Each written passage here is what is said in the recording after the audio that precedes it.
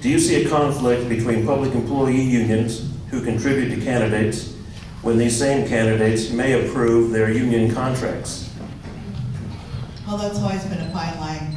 It's a matter of taking away rights. You can't stop somebody unless you set campaign limits.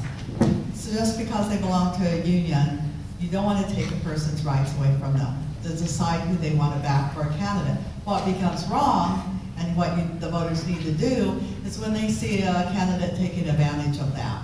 The candidate should not just support certain lines because they were supported by any group, whether it be a union, whether it be a neighborhood, whether it be a certain nationality of people. They're there to serve everybody.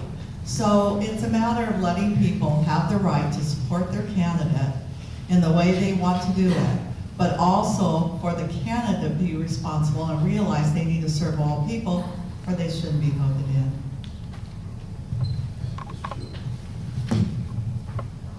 You know, when it comes to some of the different groups that want to donate money, it's their right to do so, but a candidate must, absolutely must make it very, very clear to any of those groups that there is not going to be any favors. And bottom line is, when I make that very clear, if anybody was to do so or give me any money from a public employee union on this race, which I do not have, I would make it very clear to them that in no way, shape, or form would I be wanting to do any favors.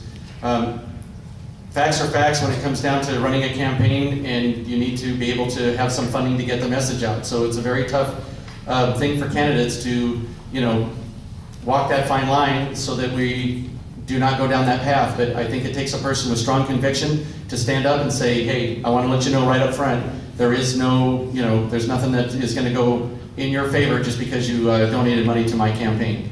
And if the party doesn't like that, they can withdraw their money, or they can not give. And I'd make it very, very clear if I was to take the city's employees' money. I think there's a big difference between the union giving the money in expectation of getting favors out of it, and individual people giving, each making their own decision.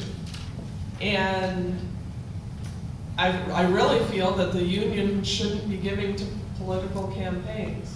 I think there is always that expectation that a viewpoint will be taken by the candidate that's in favor of the agenda that that group is forwarding. I haven't taken any money from actually anybody, not $10 from a neighbor, not $1,000 from a PAC or a union. I'm here to serve you, the citizens, the individuals, and I really feel it is a conflict of interest taking money from the union.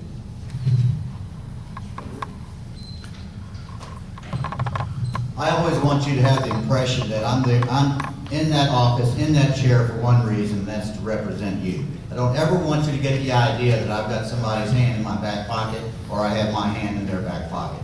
This is all about you. This is about making your community strong. And if you have faith and confidence in me and knowing that I'm not taking PAC money, then I think you'll have a better idea of, hey, maybe we can get something done. Maybe Henry is the right person to